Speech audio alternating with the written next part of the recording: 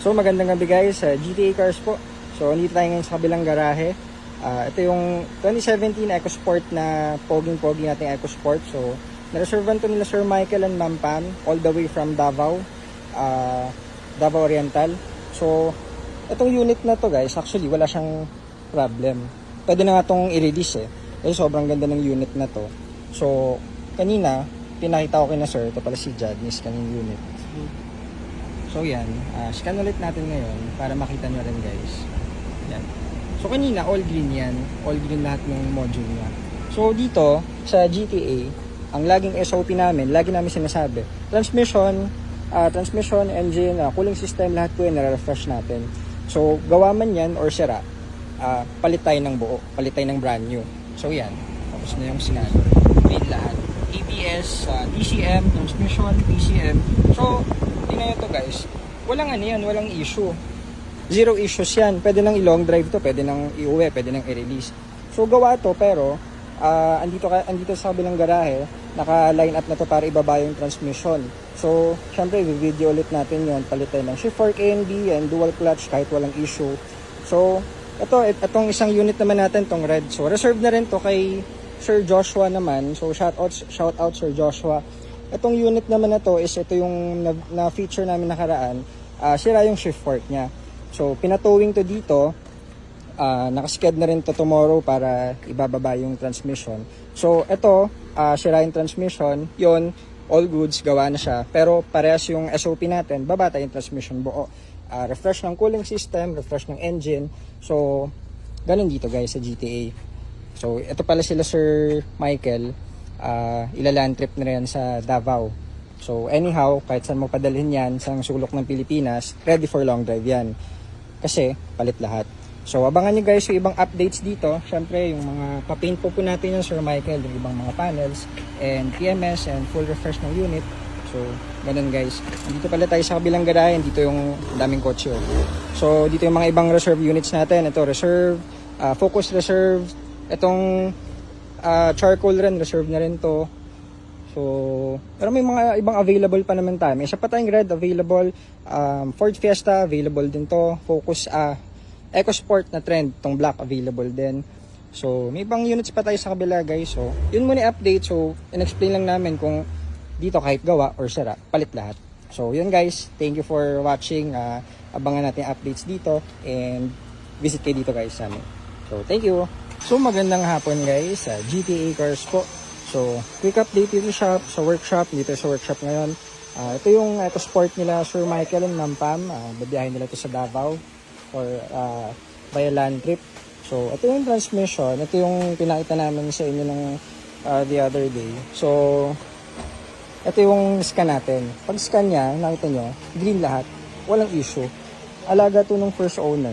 So transmission, ABS, battery, okay na okay. Mileage nito, parang 49 lang ata, baba.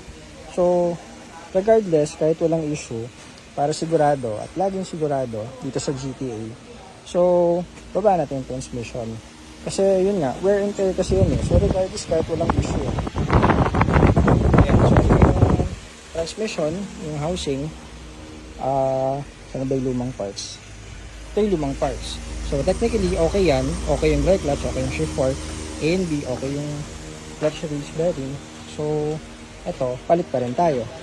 Dual clutch, brand new, LUK brand. Shift fork A and B, LUK brand. Clutch release bearing, LUK brand. So lahat yan, kakabit natin dito sa transmission. So yan, kahit ibiyahin mo kahit sa sulok ng Pilipinas, abot yan. So, syempre dahil nga check na tayo lahat at full check ng unit, isa pang nakita natin is yung axle bearing. Ayan o, basag. Basag guys. So ngayon, dahil basag yan, palit tayo. Hindi lang yan, palit tayo ng buong axle para wala na maging problem. So yung mga nakita natin, tapos syempre the rest is PMS na lang. Tapos may mga few panels tayo natitindirahan. So yung update natin dito sa titanium. Meron naman tayong, ito yung kay Sir Joshua naman. So kinakabit na. So ganun din kung ano yung kakabit natin doon. Nakabit na to dito kahapon. So ayun, kinakabit na yung, okay na yung ano pre no, transmission. Ayun, so nakabit na siya. Tapos niyan, syempre reprogram tayo tsaka calibration, tapos testing. So, yun yung update natin sa dalawang releasing dito. May mga ibang units pa tayo na available. And sir, Ford Focus, reserve na rin yan. So, ito pala kina sir is, galing sila sir sa Taguig. So, ito is, nagpa-check lang silang unit dito. Actually, walang issue yung unit. Na ano lang sir, nako-conscious lang siya kasi umaabot daw ng 103 degrees yung temperature. Pero, kapag nga ganito guys sa mga Ford, ang max niya is 105. Pero, syempre, lagi namin sinasabi, ideal niyan, nasa 90, 85, 95, ganun. So, technically, hindi naman siya overheat, walang issue. Pero dahil 2015 model to, first owner sila sir. Dahil 9 years na rin yung kotse, so, pina-check na rin nila. Wala naman sila mga major na pinagawa, actually. So, ngayon, full PMS. Kasi 9 years na rin yung kotse. Pero ito guys walang issue yan guys. Pero parang maiwasan yung mga aberya, mga problema. So kaya siya tinatawag na preventive maintenance is to prevent na magkaroon ng issue yung sasakyan nyo na habang ginagamit nyo sa daan. So yan, ito nakita natin, walang issue pero yung langis niya, medyo yan guys, so malapot na. So, may isang code lang din na lumabas na oil pressure sensor switch. So, palit lang tayo nun. The rest is okay pa. ABS, okay. Ang maganda lang yun na sir, is alaga nila sa battery yung unit. So, dahil 9 years na rin, check tayo ngayon ng timing. Papa-timing natin to. The timing. So, pati yung tensioner and water pump, palit na po tayo yan. Cooling system, okay. Walang leak, okay lahat. So, yun lang yung mga heavy PMS natin, timing, tapos yung oil pressure sensor switch, saka yung PMS, change oil. So, isipin nyo guys, 9 years na yung kotse. Basta, maayos kayo gumamit, hindi nyo masyadong pinabarubal yung paggamit ng kotse.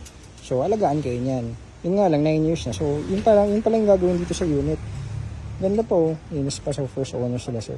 So, yun muna yung update namin guys. May mga iba pa tayong for refresh dito na unit. Hindi pa yan na popost or na vlog. So, soon available yan dito. Meron din tayong mga EcoSport dito. So, yun na guys. Balik tayo sa showroom for other updates. So, yan, may mga available units pa tayo dito. Na-post naman to dun sa kabilang video. So, check nyo other videos guys. Pwede kayo pumunta sa showroom para mag-visit and mag-check ng units, pati yung kung may mga repairs kayo or concerns, message us, call us, visit kayo sa shop, pwedeng walk-in. So yun muna guys, balik muna tayo sa showroom. Thank you!